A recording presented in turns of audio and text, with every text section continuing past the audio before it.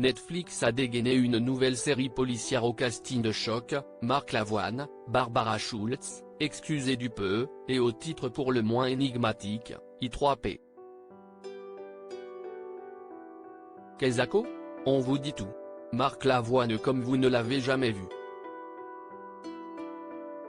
Dans I3P, la nouvelle série signée Jean-Christophe Granger, Les Rivières pourpres, à découvrir sur Netflix après une première diffusion sur TF1 et sur laquelle Télé Loisirs vous donne son avis, le comédien et chanteur offre aux téléspectateurs une nuance inédite de sa palette de jeux en endossant le rôle de Mathias Bernhardt, psychiatre perché à tendance borderline et patron de l'I3P de Paris, structure qui donne son nom à la fiction.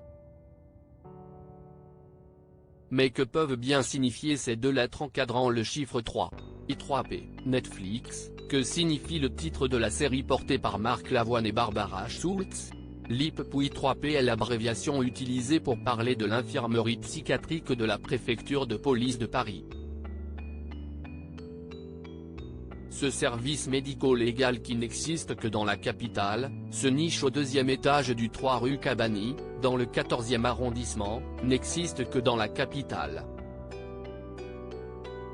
Fondé en 1872, il a pour mission, comme l'indique un rapport du contrôleur général des lieux de privation de liberté de 2019, d'accueillir les personnes, hommes et femmes, présumés malades pris en charge par les services de police des commissariats de Paris et dans les aéroports en application de l'article L. 3213-2 du Code de la santé publique, CSP, dans un but de protection des personnes et de mise en œuvre des soins appropriés pour les présumés malades.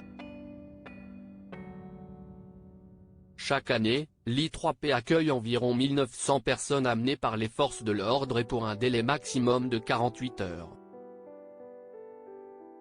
I3P, Netflix, que vaut la série policière avec Marc Lavoine ? Dans la série imaginée par Granger, Mathias Bernhardt, Marc Lavoine, voit défiler des sujets en crise arrêtés par les autorités et amenés en urgence à l'I3P.